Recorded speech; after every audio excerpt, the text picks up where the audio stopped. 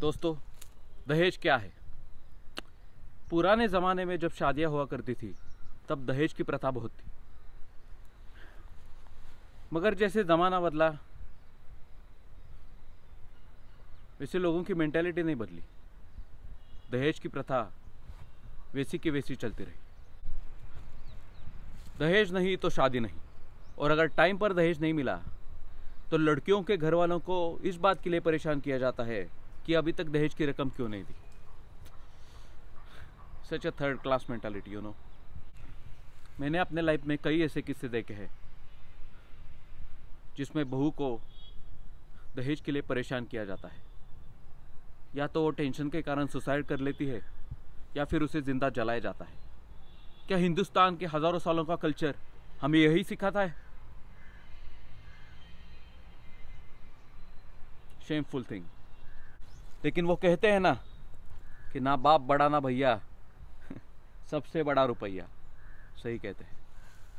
मैं तो बोलता हूँ कि एक कानून बनाओ, रूल बनाओ, नो दहेज, नथिंग एट ऑल।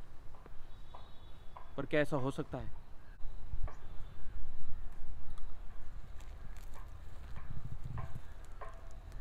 वो कहते हैं ना कि कर्म लौट के जरूर आते हैं। सही कहते हैं। पुराने ज़माने में औरतों को पुरुषों की तुलना में कम देखा जाता था। शायद वही कर्म लौट के आए हैं और अब औरतों की डिमांड बढ़ने लगी है। इसके पीछे भी कई सारे कारण हैं। लड़कियों के पास अब चॉइसेस है। उन्हें अपने पसंदी से रिश्ते करने की मुबा दी गई है, और ये एक अच्छी बात भी है। लड़कियां अब पढ़ने लगी है, आगे बढ़ने लगी है।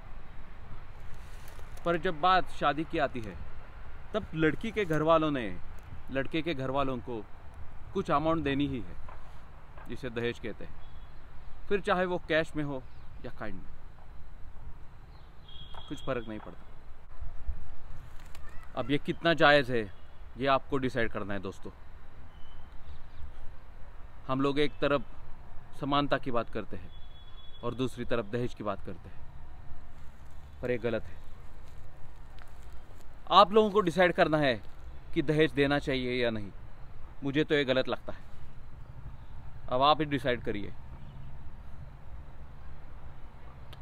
और कोशिश करिए कि सदियों से चली आ रही ये प्रथा बंद हो। जय हिंद, जय भारत।